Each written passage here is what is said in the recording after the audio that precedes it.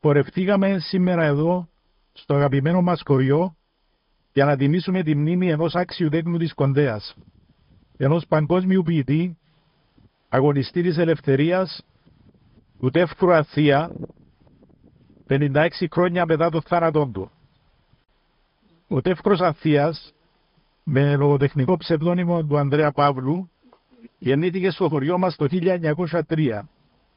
Πέθανε στο Λονδίνο στις 8 Νοεμβρίου του 1968 και τάφηκε εδώ, στη γη που τον γέννησε, στη γενέτειρα του την Κοντέα, κατόπιν δικής του επιθυμίας.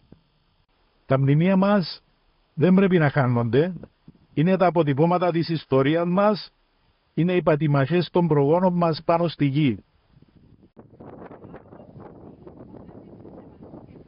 Ο μονόλογος μιας μάνας, Τεύκρου Αθεία.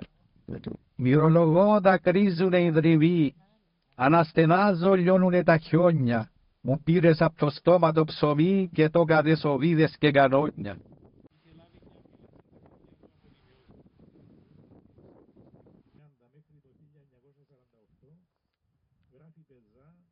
Είμαστε εδώ Ελληνοκύπροι και Τουρκοκύπροι, άνθρωποι που τον γνώρισαν, αλλά και εμείς που τον γνωρίσαμε μέσα από την ποίηση, αλλά και όλα όσα άφησε σαν λογοτεχνική παρακαταθήκη.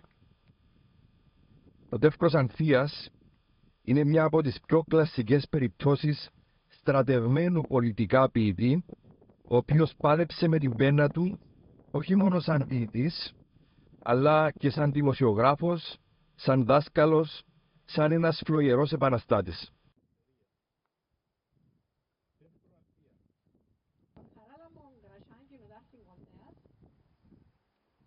Δεν έχεις δάκρυα να θρηνείς, ούτε κουράγιο να πονείς, ούτε κραυγές ιστερικές να βγάνεις πέρα ως πέρα.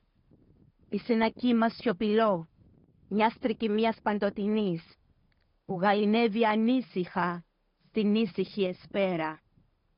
Πόψε είναι η βραδιά τόσο καλή, τόσο καλή. Μπορείς να πας να κοιμηθείς σε ένα παγκάκι αλήτη. Πλάτινη σκέψη τη ζωή τόσο πολύ, τόσο πολύ. Ο πανεοάνθρωπος στη γη και όλο το σύμπαν σπίτι.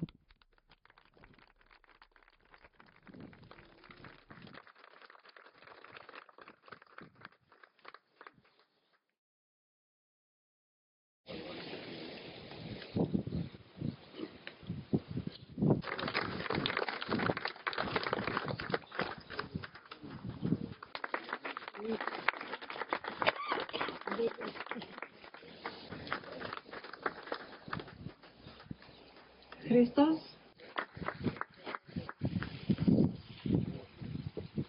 Χαράλαμπος Περικλέους για το Όμιλο Πολιτιστικής Κληρονομιάς και Περικλής Ανδρέου, πρόεδρος του Συνδέσμου Κοντεατών Μεγάλης Βρετανίας.